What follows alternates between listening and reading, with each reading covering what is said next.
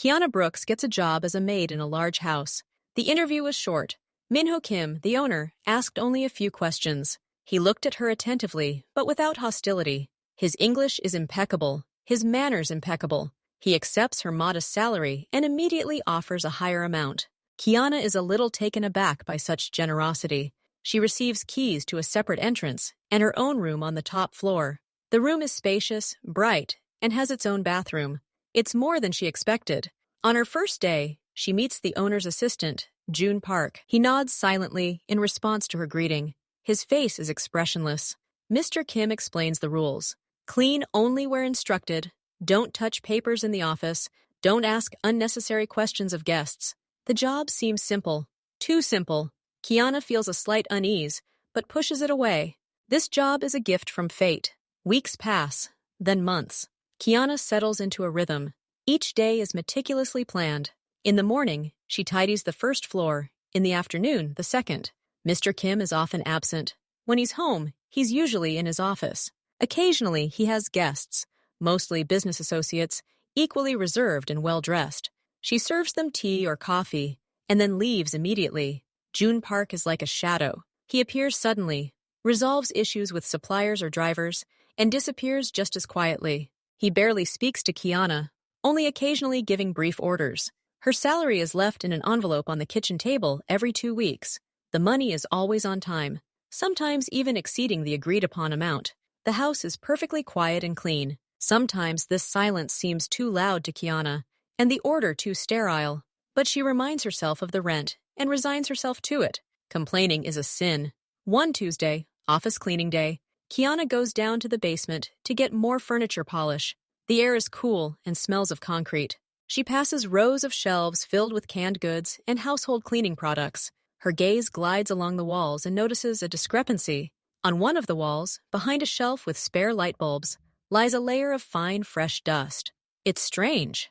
There's no dust anywhere in the house, but here, in the corner, it's as if it's never been deliberately washed. Kiana, acting automatically, runs her finger over the spot. Dust settles on the pad. Beneath it, she feels not a smooth surface, but a barely noticeable vertical crack. The crack is too smooth to be a crack. She presses her palm nearby, and a section of the wall slides sideways with a soft hissing sound, revealing a dark opening. Kiana freezes, her hand still suspended in midair. Kiana's heart starts pounding. She jerks her hand away as if it were on fire. Her instincts scream at her to turn around and run upstairs, but her feet feel rooted to the floor. The dark opening beckons. She takes a cautious step forward and peers inside. Behind the panel lies not a dark storage room, but a small chamber. Light from the basement falls on the nearby wall, revealing a steel surface from the darkness. It's a door. Massive, clearly heavy, with a matte steel surface. Next to the handle is an electronic panel with numbers for a code. Kiana is about to retreat. Doors like these are meant to be kept locked, but her gaze drops to the gap between the door and the frame. The door is slightly open, just a little, maybe a centimeter. Someone came out and didn't check to make sure it latched securely.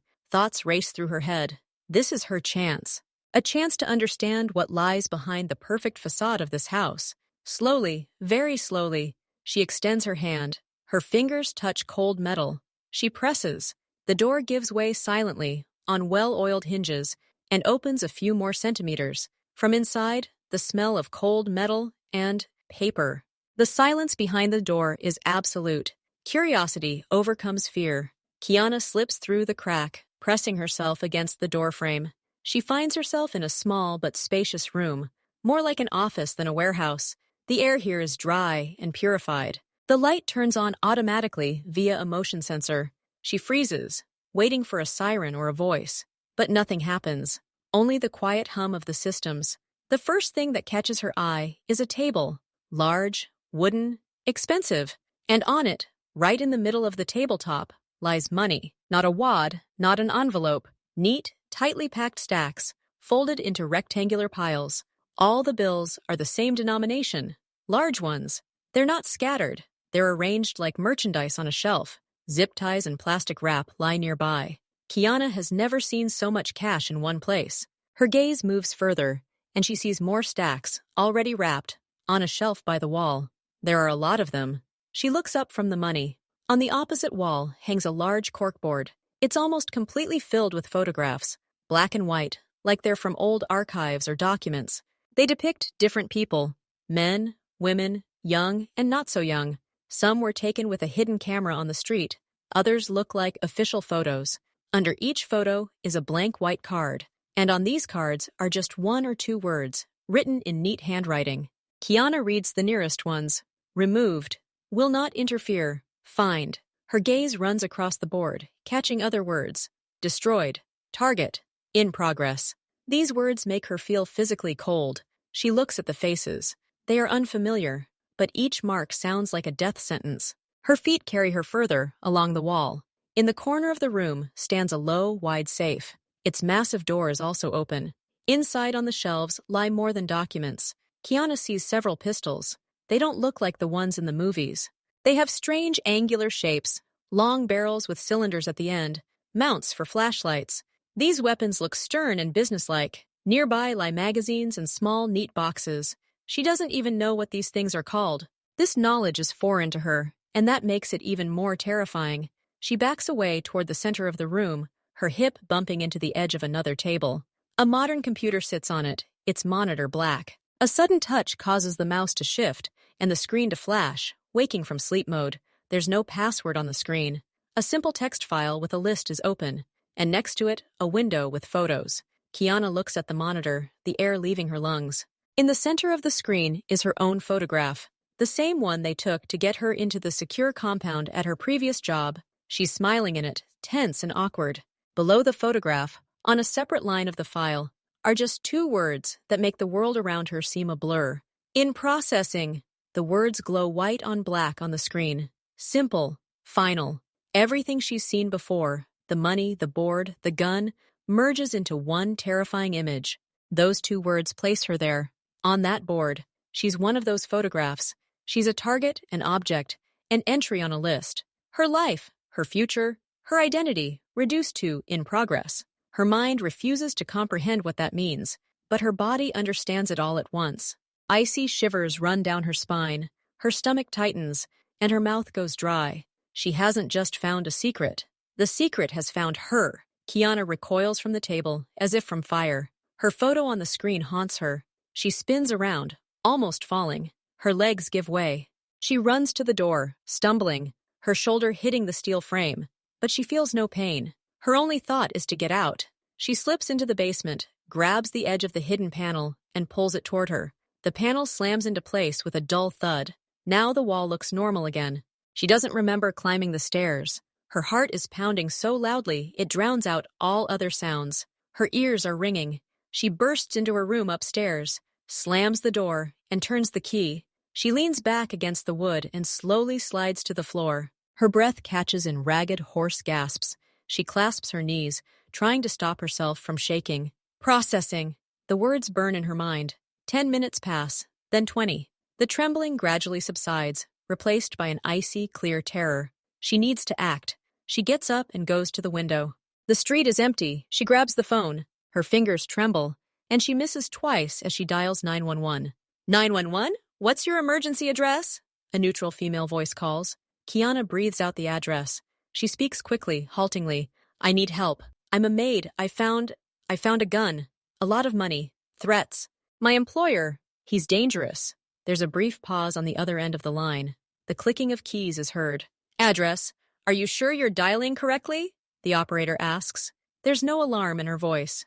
There's formal politeness and weariness. Yes! Kiana almost shouts. We'll send a squad, ma'am. Remain where you are and do not approach any potential threats, the voice says.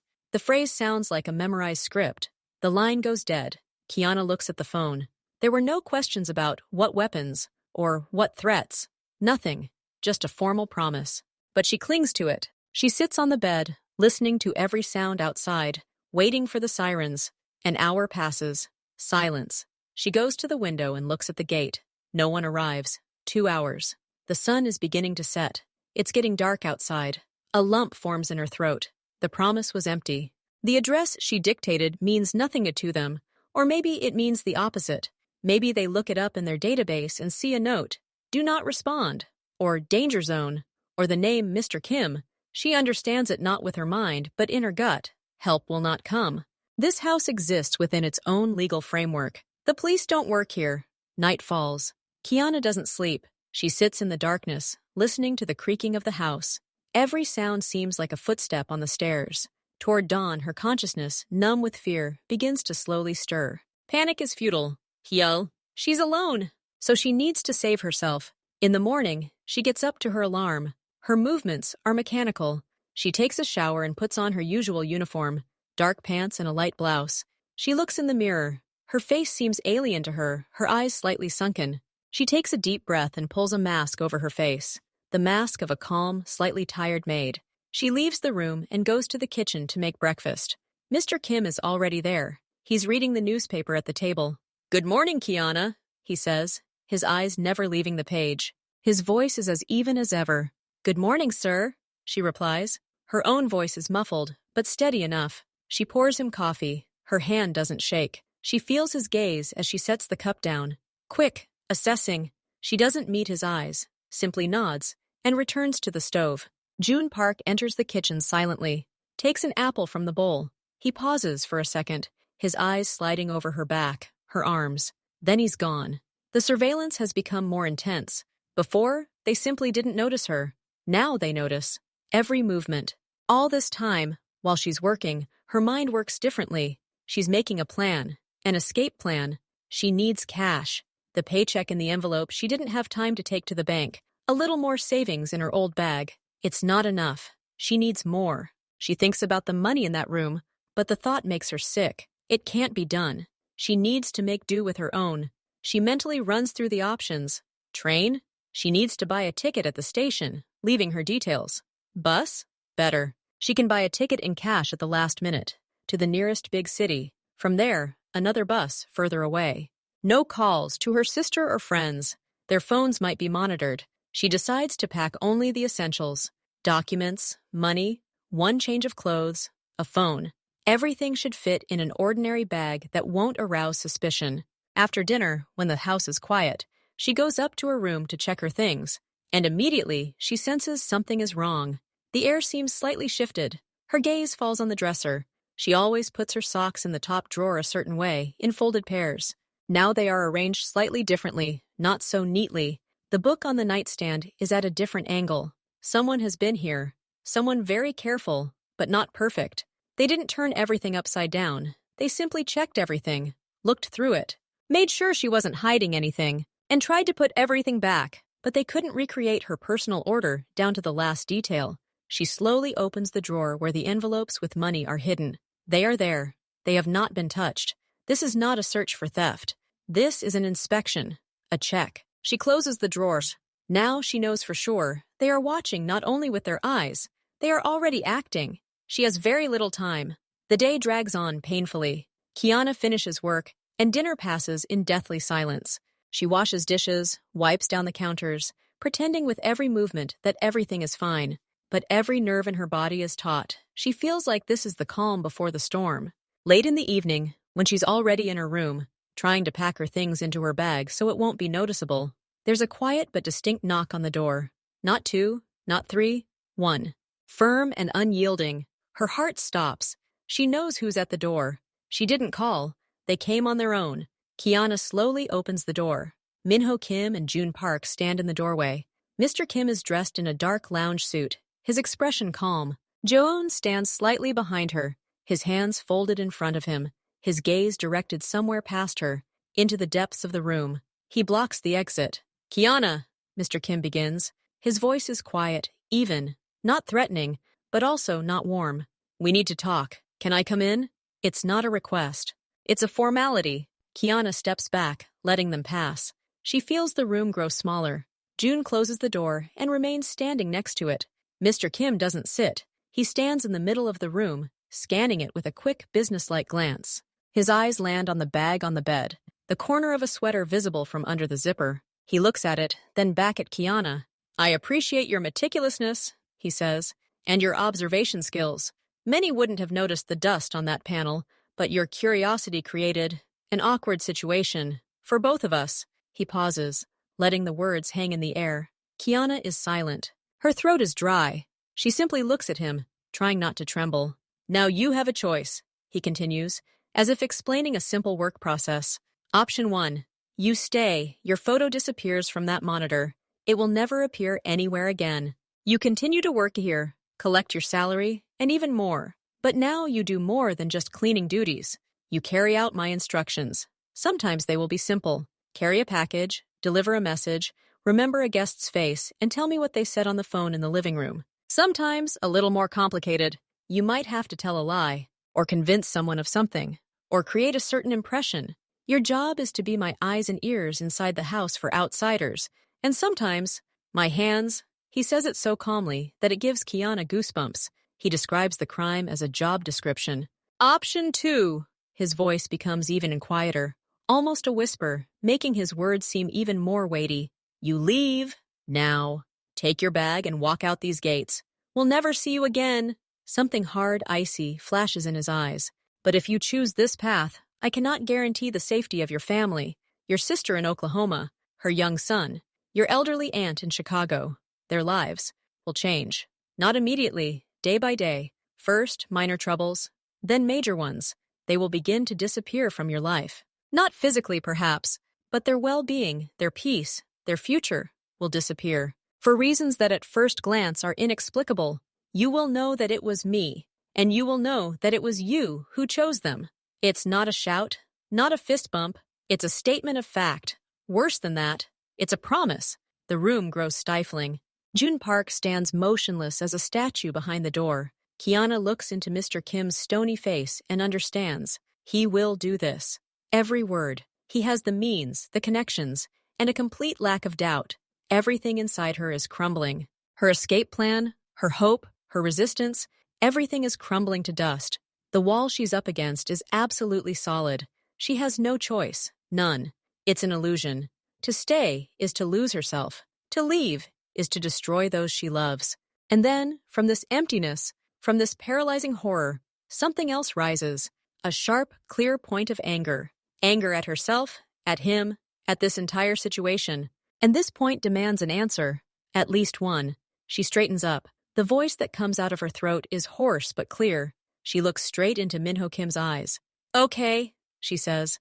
One word. I'm staying. She sees a glimmer of something like satisfaction in his gaze. Businesslike, not personal. He nods slightly. But Kiana doesn't finish. She takes a step forward, ignoring the tightness in her chest. But I have a condition. Just one question. You answer honestly. Mr. Kim's eyebrow rises almost imperceptibly. Behind him, June seems to freeze even more. You hired me 3 months ago. Why? Her words rushed out. My photo said under development. Developed for what? What was your end goal for me? What was I supposed to do from the start? She falls silent, catching her breath. The silence in the room grows thick. Mr. Kim looks at her with a long, assessing gaze. He seems to be weighing her, not as a threat but as a tool, deciding how much information this tool can withstand to be effective. Finally, he sighs softly, almost inaudibly. Straightforward? That's good, he says. The goal was simple. I needed someone inside the house. Someone with no ties to me or my business. Discreet? Observant. Without connections in this city. Without a complicated past that would attract attention. You fit the bill. Underdevelopment meant we were testing you to see if we could use you, watching you, studying your habits, your psychology, your weaknesses, seeing if we could apply pressure if necessary, or if we could offer enough for you to agree on your own. You were passing the final stage of vetting. He pauses, his eyes cold and clear. The end goal? To make you part of the household staff who sees and hears everything, but doesn't question it. And then, when the time comes, ask you for your first small favor. Like I said, deliver a package, remember a conversation. That's where it all starts. Your opening the door simply accelerated the process, moved you from the in-process category to the active category. You became useful not in some hypothetical future, but right now. That's the whole point. Nothing personal, Kiana. Pure logic. His explanation is terrifying in its simplicity and calculation. She was never just a maid. From day one, she was a candidate for the role of an obedient tool. Her life, her personality, just a set of parameters in his equation. Training starts tomorrow, he says, turning toward the door. June steps aside to let him through.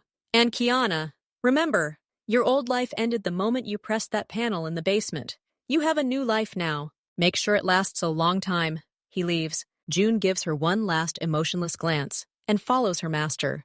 The door closes. Kiana is left alone in the middle of the room in complete silence, listening to their footsteps fade away in the hallway. She looks at the bag on the bed. It's no longer needed. There's no escape. She just sold her soul, and the only reward for it is knowing why she was bought. Kiana stands by the window. The sunset paints the tall concrete fence orange. The fence no longer seems like a design element or a protection from the outside world. Now it's a clear, unambiguous boundary. She can't simply open the gate and walk out. Even if she does, her escape will pull invisible threads with it, wrapping them around the necks of her family. She looks at her hands, braced against the windowsill. They are the hands of a captive, a willing, bought captive. She moves away from the window and lies down on the bed. Sleep doesn't come. She simply lies in the darkness, listening to the silence that now sounds like a prison. In the morning, June Park finds her in the kitchen. He places a plain white envelope, unmarked, on the table. It's sturdy, clearly not a letter. Today at 3 o'clock, June says without preamble, you will go to Central Park, to the bench by the fountain. You will sit down. A man in a gray baseball cap and a black backpack will sit next to you. He will place a similar envelope next to you. You will take his envelope and leave yours. You will get up and leave. You will not speak. You will not look him in the face. You will not open any envelopes. Understood? Kiana nods. Her throat is tight. She imagines the police, a raid, a trap. And if something goes wrong, she hears herself say, everything will go as planned, June replies. The police are not interested in you. He is not interested either. Just do as you are told. At 2:30 p.m., she leaves the house. The envelope is in her simple canvas bag. She walks. Every step echoes in her temples. She feels transparent, a target. The park is crowded. She finds a bench and sits down. Her heart is pounding. Exactly at 3, a man approaches the bench from the other side. Gray baseball cap, black backpack. He sits down without looking at her. He places the envelope between them. A second later, Kiana places hers. She takes his envelope, gets up, and leaves without looking back. No one shouts. No one grabs her hand. It all took less than a minute. She returns home, her knees shaking slightly, but with relief. The first test has been passed. She has become an accomplice. That evening, as she serves tea in the office, Mr. Kim stops her with a glance. He opens a desk drawer and takes out a wad of bills, the same as the ones she saw in the basement, but thinner. He places it on the edge of the desk. For today, he says, as a token of good faith, payment for work will always arrive on time. This is on top of that, for no questions asked. For accuracy, Kiana looks at the money. It's a bribe, payment for silence, for agreement. She slowly takes the wad. The bills are thick, new. She puts them in her apron pocket. Thank you, she mutters, because she knows refusal is impossible and dangerous. This money gets dirty, but it also gives an illusory sense of control. She can hide it, save it, just in case. Mr. Kim nods, returning to the papers. The conversation is over. A few days later, while cleaning the office, her duster brushes a small, crumpled scrap of paper off the desk. It falls behind the leg of the massive desk. Kiana bends down to pick it up. She's about to throw it away, but her gaze slides over the text. It's from a notepad with 2 columns. On the left are several Korean names, handwritten. She doesn't understand them, but she sees the repeated syllable Kim. On the right are numbers. Not phone numbers. Short sequences, 23 to 18 to 07, 41 05 to 12. They look like codes or dates, but not standard ones. And at the bottom, angularly, a single English word, storage B. She freezes. It wasn't meant for her eyes. She glances around quickly. The house is quiet. She smooths the paper in her palm, trying to memorize the names and numbers. She can't keep it. It's too risky. She crumples the paper again and puts it in her pocket, ready to throw it in the kitchen trash can where everything is burned. But the information is already in her head. Storage B. Maybe there's more than one. Now the nights are different. Before, the house would fall asleep. Now it doesn't. About a week after the conversation, she is awakened by the quiet but distinct sound of an engine outside the window. Not an ordinary car, something larger, perhaps a van. She goes to the window and pulls back the edge of the curtain.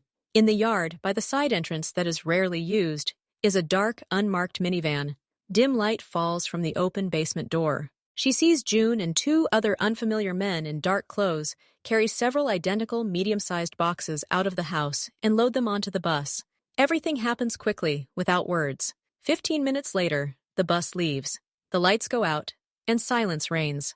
But sleep no longer comes to her. In the morning, new people appear in the house, not guests. The men who come to greet Mr. Kim with a short nod and follow him or June to the study or the basement. They do not stay long. They bring or take away small things, briefcases, digital devices and cases. Kiana, cleaning the hallway after such a visit, finds foreign, unearthly dust on the floor. She realizes she's witnessed the invisible tip of an iceberg. Her work, her envelopes, they're just the tiny, seemingly legal tip. But beneath the surface, in the darkness, something vast and systemic is moving, and she's now part of that system. The thought of what might be in those boxes or briefcases chills her, but she no longer allows fear to paralyze her. She observes, memorizes faces when she can, counts the steps to the basement door, notes the frequency of nighttime visits. She collects information the way she once collected dust, methodically, silently, knowing it's the only currency she might need one day. She's a prisoner, but a prisoner who's begun to study the layout of her prison. Kiana waits for the right opportunity for over a week. She knows she's taking a risk, but she needs to know, she needs to be sure. One morning, Mr. Kim and June leave for the day, which doesn't happen often. The house is silent. She finishes her main work and goes down to the basement with a rag, as if to clean. She approaches a familiar wall. Her fingers find a crack. The panel gives way. She listens. Nothing. The steel door is closed. But today, she doesn't look for a way in. She's seen enough. Her gaze slides around the inner room, visible through a narrow crack. A desk with money, a safe, and a board. She peers closer. There are new photographs on the board. Several old ones are gone, including those marked removed. Now there are new faces, new white cards with laconic notes. And she searches for her face. It's gone. Where her photograph was, there's a void. And then the next row begins immediately. The photo is truly gone. The promise has been fulfilled. She's no longer in processing. She's an asset, part of the system. That doesn't make it any easier. She feels her status change from potential victim to accomplice. She carefully closes the panel and goes upstairs. Now she knows. The system is updating, and she's inside it. A few days later, Mr. Kim calls her into his office before a reception. 2 men are coming this evening, he says, looking at the documents. You will serve drinks and canapes. Your task is to listen, not explicitly. You clear the table, adjust the curtains. You are in the background. They may talk among themselves when I leave the room. I need to know what they are talking about. Remember every word, especially if they mention names, cities, numbers. Understood? Kiana nods. This is no longer passing an envelope. This is espionage. That evening, she carries out her task. Her hands do not shake as she pours whiskey. She moves silently. The guests, 2 heavy-set men with colorless faces, barely notice her. When Mr. Kim leaves briefly, they switch to broken English, discussing problems with the delivery from Port B and a nervous Inspector K. She memorizes every word. Later in the office, she repeats what she heard word for word to Mr. Kim. He listens without interrupting, his face expressionless. When she finishes, he nods. Good. You can go. No praise, no extra money. But there's no longer the same detached assessment in his gaze. There's a cool, business-like acceptance of the fact. She's useful. She's fulfilling her purpose. That's what trust is in his world. No need for threats. One afternoon, the living room is a mess. The guests left quickly, leaving behind empty glasses and ashtrays. Kiana is cleaning up. On a low table, almost behind a sofa cushion, she notices a tablet in a black anti-glare case. It's June's tablet. She's seen him with this device all the time. It's always with him, but now he's not around. Apparently, he was called away somewhere urgently and forgot the device. She moves closer. The screen is dark. She carefully touches its edge. The screen flickers, and it's unlocked. A city map is open on the screen. Not your typical navigation map. There are no street names. There's a schematic representation of districts, and on it are many multicolored markers. Red dots, blue squares, a few green circles. Next to some are digital marks, similar to the ones she saw on the scrap of paper. 23:18. Her mind works with a cold, almost mechanical speed. She realizes she's looking at an operational diagram. Perhaps the dots are people. The squares are meeting places or warehouses. She doesn't know for sure, but she knows it's important. Very important. She hears footsteps in the hallway. Quick, approaching.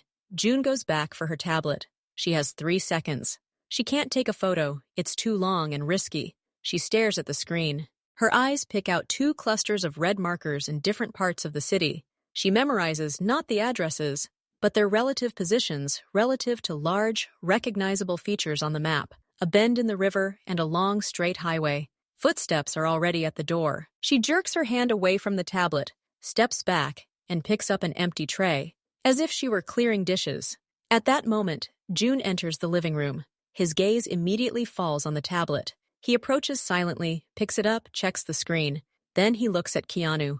His face is unreadable. "Was someone else here?" he asks. "No," she answers, trying to sound natural. "I just started cleaning." June looks at her for another second, then gives a short, "Okay," and leaves, clutching the tablet tightly in her hand. Kiana exhales. She doesn't know if he believes her, but she remembers something. It's a tiny victory. This tiny victory, however, turns into a new wave of anxiety. Thoughts of clusters of markers on the map mingle with thoughts of her sister.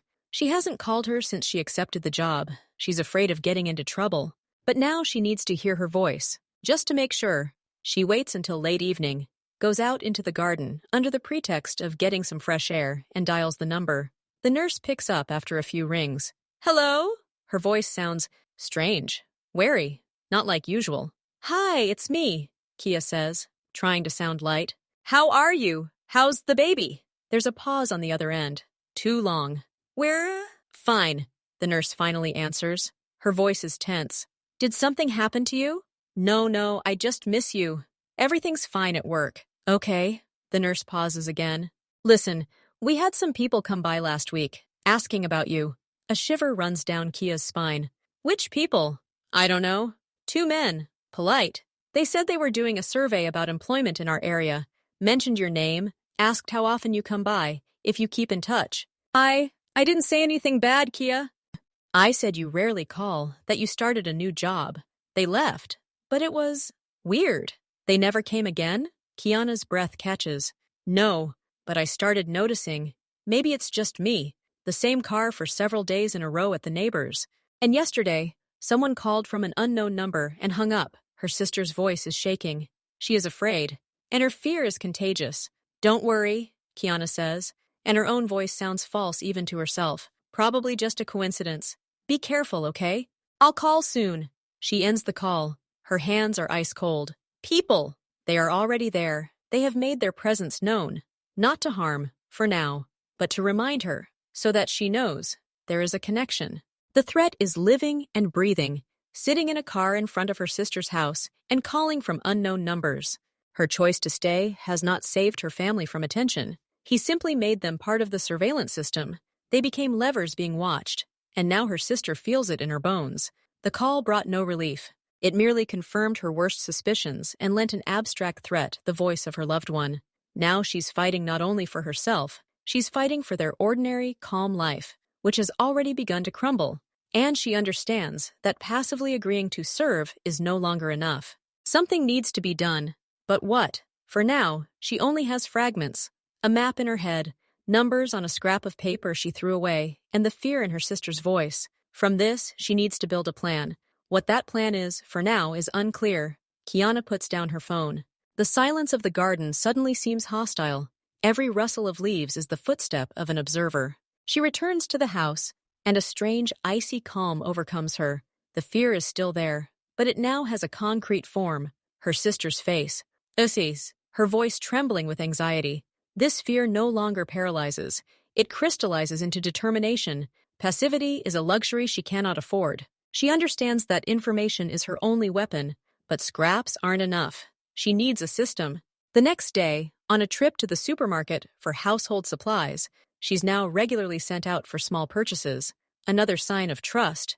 She buys a cheap ballpoint pen with 4 colored refills and the thinnest, plainest lined notebook she can find. One that could pass for a shopping list. She doesn't write anything explicit in it. Instead, she develops a code. The colors represent categories. Blue, people, guess, new faces. Black, places and objects. The basement, but storage B, vans. Red, time and numbers. Nighttime visits, codes like 2318. Green, possible weaknesses or mistakes. June's abandoned tablet. The guard's distraction. She writes down not facts, but associations that only she would understand. SB, Okari and CC, cold corner, twin numbers, instead of storage B, code 2318. Red cluster near the river bend, instead of my cluster of markers near the northern bend of the river on June's map. She always has her notebook with her, but it looks completely innocent. One day, as she's taking the trash out to the side bins, Sophie, the new Korean maid, catches up with her, the same one who once briefly warned her to be careful. Sophie silently helps her sling the heavy bag. Your room is on the second floor, right? Facing east? Sophie asks quietly, barely moving her lips, pretending to adjust her glove. Kiana nods warily. You can sometimes see lights in the warehouse at night. Green. Interesting, Sophie says, and immediately turns away, heading for the service entrance. It's not a question, it's information. Kiana stands at her window in the evening and looks east, toward the industrial area beyond the property. She sees only darkness. But a few nights later, during another nocturnal visit by the van, she notices in the distance, beyond the tree line, barely discernible flashes of green light, as if someone is flashing a flashlight with a certain rhythm. She doesn't understand the meaning, but writes it down in her notebook with a green pen. East, light, green, van brake light? Meanwhile, Mr. Kim continues to train her. The tasks become more difficult. One day, he gives her a special phone. Tomorrow, a new security manager is joining the bank. His name is Mark Torres. He'll be having lunch at La Familia from 1:00 p.m. to 2:00 p.m. Your task is to sit at the next table. You'll have a recorder in your purse. We need to hear his conversation with a colleague. Not about everything, only if they discuss audit plans or new security systems. Everything else is irrelevant. This is no longer just eavesdropping in your own home. This is going out into the field with technology. Kiana carries out the task. She sits in the restaurant, her palms sweating, but she orders a salad and pretends to read a book on her phone. The recorder in her purse hums quietly. She hears a boring conversation between two men about football, families, and only briefly about outdated software at the Baker Street branch. She returns and hands over the phone. The technician later provides a clipping of the conversation. Mr. Kim listens and nods. Baker Street. Good. He looks at Kiana. You're calm. That's valuable. Her value grows, and with it, so does her burden. A week later, he calls her and gives her a new assignment. It's different from the previous ones. There's a folder on the table. Inside are documents for the company Solar. Dom's Wind. Fake financial statements showing embezzlement. Tomorrow you will email them to the IRS from an anonymous email address that we will provide. But the sender will be listed as a former employee of this company, Edward Shaw. You will find his contact information and a signature sample in the folder. You will be required to write a cover letter on his behalf, with the motivation being revenge for being fired. You will study his social media profile to ensure the writing style matches. Kiana opens the folder. She looks at a photograph of a smiling man in his 50s. Edward Shaw. His life is about to be destroyed by audits, trials, possibly prison, and she is to be the instrument of this destruction. What if he is innocent? She blurts out. Mr. Kim looks up at her. His gaze is absolutely blank. It doesn't matter. Solar wind is in the way. She needs to be distracted, weakened. Edward Shaw is a convenient point of leverage. His guilt or innocence is an abstraction. Your task is to carry out the assignment technically correctly. Saniti. Everything else is not your concern. You want your sister and her son to continue living their quiet life in Oklahoma, right? For random phone calls in the neighbors' cars to remain a mere coincidence? The threat sounds soft, but it is absolutely transparent. This is a test of loyalty, not of skill, but of willingness to cross a moral line, to actively harm a stranger. Kiana picks up the folder. The weight of the papers feels like a weight. She returns to her room and studies the documents late into the night. She sees that the reports are crudely but convincingly fabricated for a cursory review. She reads Edward Shaw's profile. He has a daughter in college. He loves hiking. He writes long posts about fairness and honesty in business. Every word on his feed is a blow to her conscience. She can't do this, but she can't refuse either. Refusal is outright disobedience. This is the end for her and, perhaps, the beginning of real problems for her family. The cars outside her sister's house will no longer be just an observation. In the morning, She sits down at the computer to which she has temporary access. She opens an anonymous email. Her fingers hover over the keyboard. In front of her lies Edward Shaw's signature sample. She must start typing. She suddenly remembers the scrap of paper with names and numbers. Storage B. She remembers the green flashes of light. She remembers the map on June's tablet. All these fragments are Mr. Kim's system, a system that is strong, but, like any system, can have weaknesses. To fight it, you need to understand it better.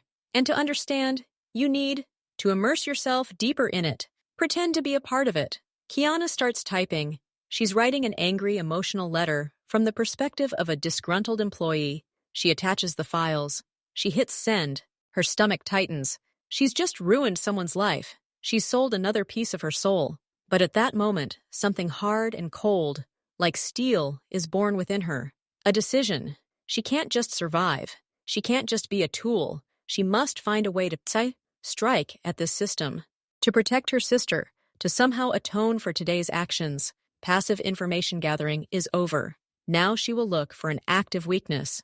Not to escape alone, but to strike. Her escape plan is transforming into retribution. It's still vague, still unclear, but it's there. That evening, she reports on the shipment. Mr. Kim checks his email and nods. Adequate. You can go. No emotion. She is an effective tool, and perhaps this very effectiveness will become a trap for him. Kiana returns to her room. She takes out a notebook and writes with a black ink pen. ES. Victim. Pressure point. Connection with solar. Wind. She doesn't know how yet, but she'll find a way to use even this crime against him. Perhaps the framed Edward Shaw can be warned, or real dirt can be found on solar, wind, and use it. She doesn't know. But she begins to look for opportunity in every opportunity forced upon her. She is no longer a prisoner dreaming of freedom. She has become a saboteur, lurking in the very heart of an enemy stronghold. And her first, most difficult task is to continue playing the role of an obedient, effective tool while she searches for a crack in the steel. Kiana no longer simply follows orders. Every assignment is now a double mission. When she's sent to deliver an envelope, she notes not only the location and time, but also every detail: the license plate of a nearby parked car, the logo on the recipient's backpack, the snippet of their phone conversation she overhears. When she eavesdrops on guests, she's interested not only in what Mr. Kim needs, but also in any mentions of places, people, or operations that might tie into her scraps of knowledge. She looks for intersections.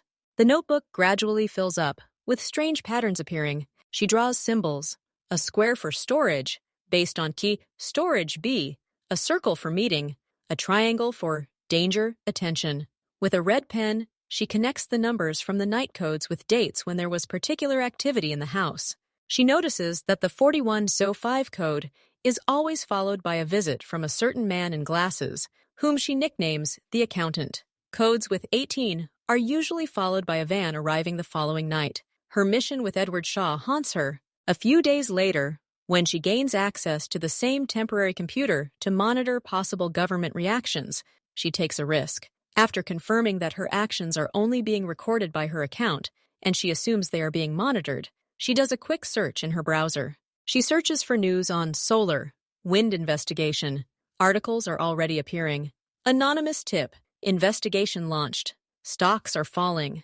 She feels nauseous. Then she searches for Edward Shaw Solar Wind. She finds his LinkedIn profile. Status: open to new opportunities. He still has hope. Kiana quickly closes the tabs. She can't do anything for him now. But in her notebook, next to the note about EH, she puts a small question mark and writes, debt. Perhaps one day she will be able to repay that debt. Mr. Kim seems pleased with her efficiency. He begins assigning her more technical tasks. One day, he hands her a small device, like a thick USB stick. This is the key, he explains. Tomorrow you will go to the City Hub Business Center. Room 504 is rented out as an office. You will enter and introduce yourself as a contract employee of a cleaning company. Your task is to connect this device to their network router. It is located in a server rack in the utility room. You will be given a door code. You will have 10 minutes. This is no longer information gathering. This is cyber intrusion.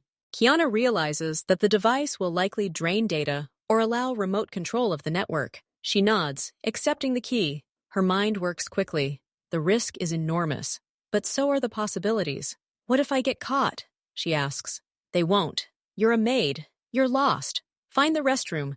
At worst, keep quiet. Lawyers will contact you. But that won't be necessary, he says. His voice carries the confidence of a man who controls all variables. The next day, everything goes swimmingly. The security guard at the business center nods lazily at the name of the fictitious cleaning company. She finds room 504. Inside, renovations are underway, shelves full of boxes, and the smell of paint fills the air. No one is there. She finds a utility room and enters the code. Inside is a cabinet with network equipment. Her hands are steady. She quickly finds the router and plugs in the device. It lights up with a tiny green LED. She steps out, closes the door, and calmly leaves the building. Her heart pounds only later in the subway. In her notebook, she draws a square with a black ink pen and labels it City Hub 504. Next to it, she puts a lightning bolt symbol, cyber intrusion. She doesn't know what company will be located there, but now Mr. Kim will have a digital key to it, and she has another piece of the puzzle. That night, she wakes to the now familiar sound of an engine. But tonight, there's something different. Not a van, but two cars. And the sounds of voices aren't the same as usual, quiet but sharp exchanges. She creeps to the window. She sees June and three other men standing near the open trunk of an SUV. They're arguing about something. One of the strangers gestures vigorously toward the house. June stands with her arms crossed and shakes her head. His usually impassive face expresses irritation. Kiana can't make out the words, but she catches the tone. Discontent, dissonance. This isn't a well-oiled machine. This is friction. She listens. Fragments of phrases float through her ears. Not on schedule. Risking because of. Kim must. Then June abruptly breaks off the argument, nodding, and the men begin unloading from the trunk, not boxes, but several long, narrow cases, similar to those for musical instruments or sports equipment. But the shape is all too familiar from crime news. These are rifle cases. They are being brought into the house not through the main basement, but through the back door near the kitchen. Kiana's heart skips a beat. Guns have been brought into the house before, but in a safe. This one is new, and it's clearly for something urgent, which is what caused the argument. In the morning, the atmosphere in the house is electric. Mr. Kim is silent and focused. June walks around with a stony face. Kiana, cleaning the office, notices an unfolded map of a different area of the city on the desk, not the one on the tablet. Several red pushpins have been thrown onto the map. She doesn't have time to examine the details, as Mr. Kim enters the room and immediately rolls up the map. But she does notice that one of the pushpins is stuck in the area of the harbor docks. That same day, she's called in and given a new, simplest, and most disturbing assignment. From the day after tomorrow, you don't leave your room, June says. Don't go near the windows. Turn on the music or the TV, whatever. Don't come out until I come for you personally. This is important. Understood? Kiana snaps. It's not a question. It's an order, and it reeks of preparation for something big. Something that requires a casual witness, her, not to be seen or heard. This means the action will take place here, in the house or nearby. And it will be something that can't be explained by a routine business visit. That evening, she sits in her room. The fear has returned, sharp and sticky. She thinks about the covers, the port map, the order not to leave. Something is brewing, perhaps a meeting that could turn into a conflict, perhaps a reprisal. She thinks about her sister. If something happens to her here, in this house, what will happen to her family? The threat will remain, but there will be no control. She opens her notebook. It's no longer just a collection of scraps. It's become a guide to action. She reviews her notes. Storage B is likely a weapons or contraband warehouse.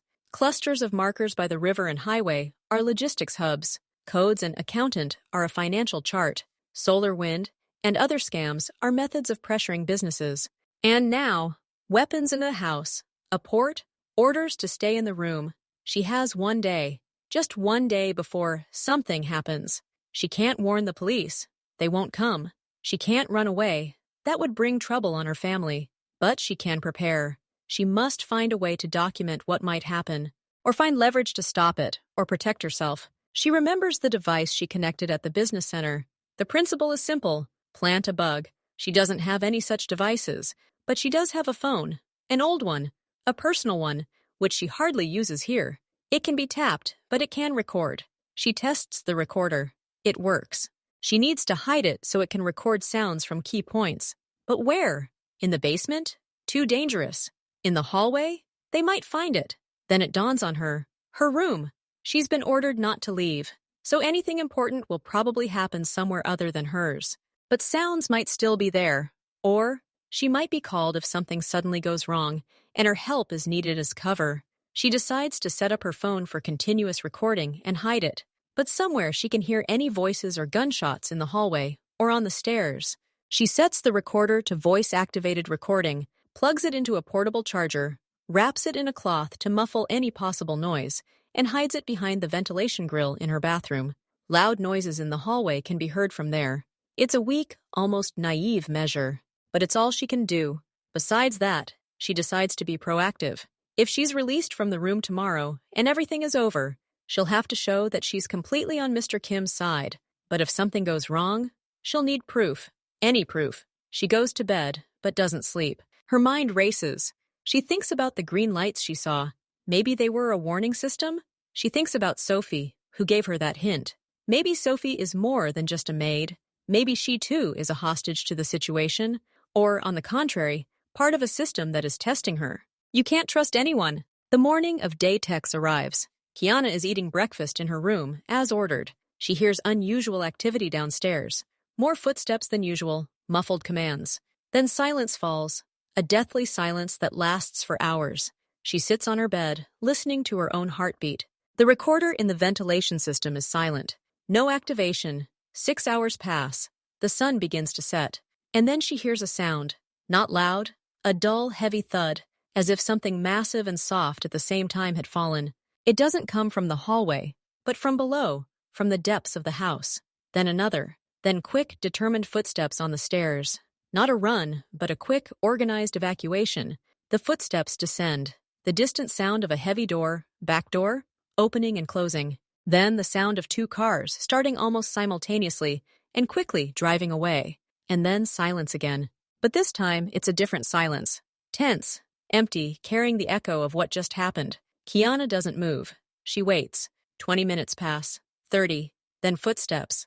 One person, slow, heavy. They climb the stairs and stop at her door. A knock. The same hard, emotionless knock. "Come out," says June's voice. He sounds more tired than usual. Kiana opens the door. June stands before her. His clothes are fine, but there's a tiny, barely noticeable dark stain on the cuff of his light-colored shirt. Not dirt. It's damp and brown. He looks at her, his eyes assessing not her fear, but her control. They're looking for panic, and don't find it. They see only a pale, collected woman. "It's over. You can return to your normal duties. Clean up the living room," he says, and turns to leave. "What happened?" she blurts out, even though she knows she shouldn't ask. June stops and turns slowly. "Maintenance. There was a leak. It's all fixed now." His face is a stony mask. "Living room. Now." He leaves. Kiana comes downstairs. The house smells of bleach and something else, sweet and metallic, that they're trying to mask. In the living room, everything looks almost normal. Almost. The rug in front of the large sofa looks freshly vacuumed, too fresh, with even stripes. One of the glass tables is missing its usual selection of leather-bound magazines. In their place sits a large vase of flowers that weren't there this morning. The flowers are fresh, but they're crooked, as if they were placed in a hurry. And in the air, despite the bleach, there's a faint, barely perceptible scent of gunpowder and something burnt. Kiana begins cleaning. Her movements are automatic. She wipes away dust that isn't there. She straightens the pillows. Her gaze catches a barely noticeable scratch on the wooden paneling that wasn't there yesterday. At chest level. Straight, as if from a ricochet. She returns to her room late. The first thing she does is reach behind the ventilation grill. The phone is warm. It's recording. She stops it, saves the file, marks the date. She doesn't listen to it now. She's afraid. It's her insurance. Insignificant, fragile, but the only one. Before bed, she opens her notebook. With black ink, she writes, "Day-Tex. Blow. Smell of blood and gunpowder. Cleaning. Covers this morning. Used." And next to this entry, she puts a red exclamation point. Not as a reminder, but as a sign of the point of no return. What happened today wasn't business. It was violence. And she, with her silence and cleaning, became complicit in this too. Now she knows for sure. She's in the middle of a war the world doesn't even know about. And her quiet war of sabotage has just reached a new, deadly level. She needs to do more than gather information. She needs to find a way to strike, one that will bring down this entire system before it, or events like today. Destroy it or break it completely. She looks at her notebook, her map of the alien empire. It's time to start looking for a weak spot to attack, not to escape, to destroy. The day after the maintenance passes in unnatural silence, the house seems deserted. Mr. Kim doesn't appear. June is more withdrawn than usual. Kiana goes about her routine work, her thoughts returning to the hidden recording. She must listen to it. But to do so, she needs absolute certainty that she isn't being overheard. She decides to wait until nightfall and use headphones, holding the phone to her ear under the covers. The risk is great, but the recording could be of immense value. Before bed, she conducts a thorough inspection of the room. She's done this before, but today she's looking not for hidden cameras, but for possible acoustic sensors or strange devices in electrical outlets. She finds nothing, but that doesn't mean anything. Technology can be invisible. After midnight covered up, she plays the recording. At first, a long silence with the background hum of the house. Then, almost 3 hours later, the first sound, the distant creak of a door. Then voices, several of them. They speak Korean, quickly, harshly. She doesn't understand the words, but the intonations are arguing, irritated. Suddenly, the voices fade. There is the sound of footsteps, several people descending the stairs into the hall, directly below her room. Then the sound of the front door opening and closing. There is silence for about 5 minutes. And then, a thud. That same dull, heavy sound she'd heard. On the recording, it sounds louder, clearer. Afterward, not silence, but a whisper. One voice, tense, abrupt, commands something.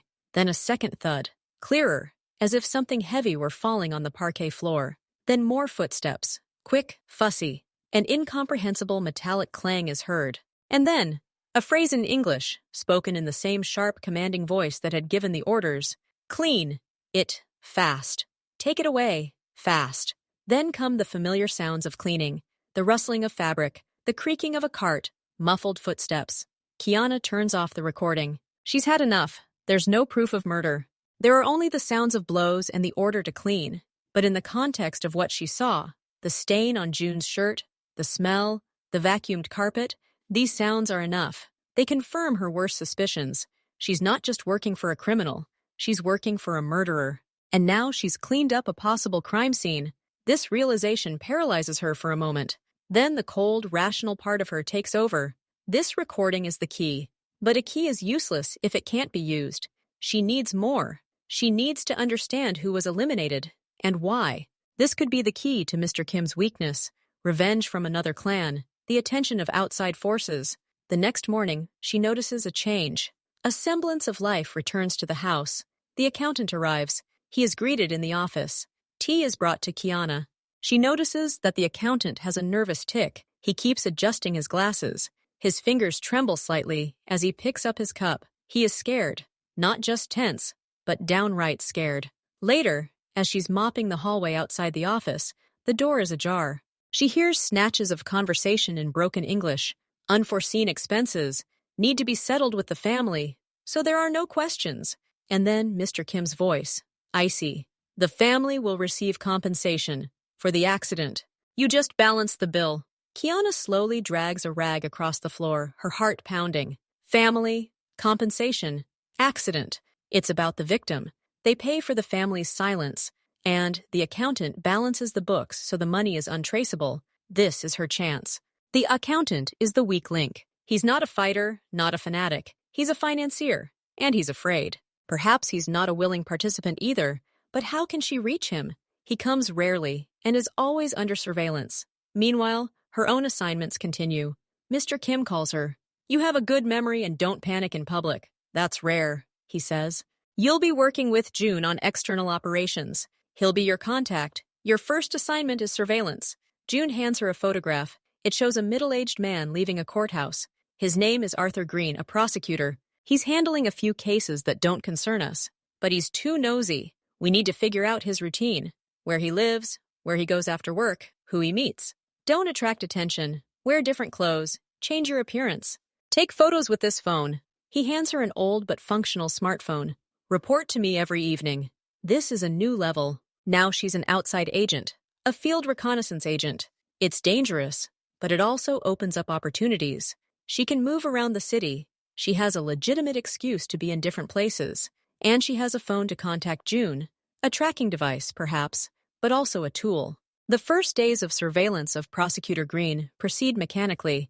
She records his route from home to work, to the diner for lunch, to the gym. She notes that he lives alone, works long hours, and seems tired and distant. He doesn't appear corrupt or happy. He looks like a man who does hard work. That evening, reporting to June over a silent phone call, she relays only the bare facts.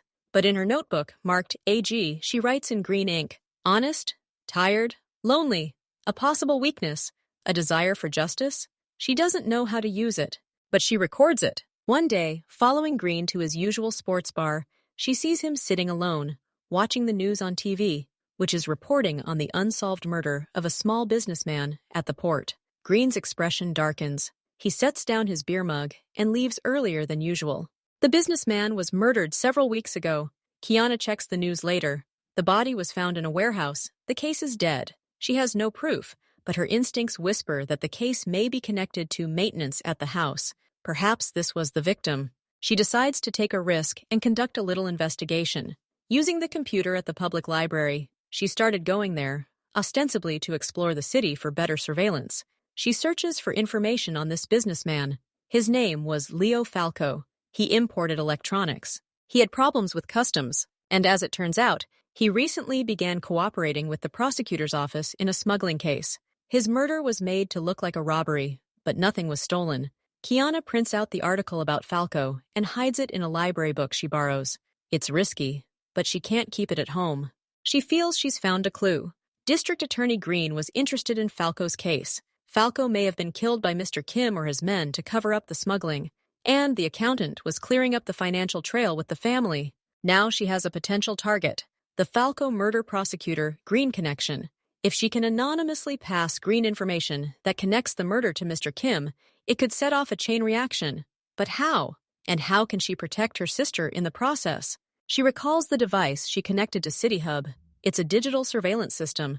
She doesn't have those resources, but she does have access to the house and a keen eye. She decides to increase surveillance of internal processes, especially communications between Mr. Kim and the outside world. She notices that June always uses the same tablet for important conversations. He never leaves it unattended, except for that one time. One day, seizing a moment when June was deep in the garden, talking on the phone, and the tablet was lying on the table in the summer kitchen, she acted. She had less than a minute. She didn't pick up the tablet. She quickly snapped several photos of its screen on the same phone they were using to monitor Green.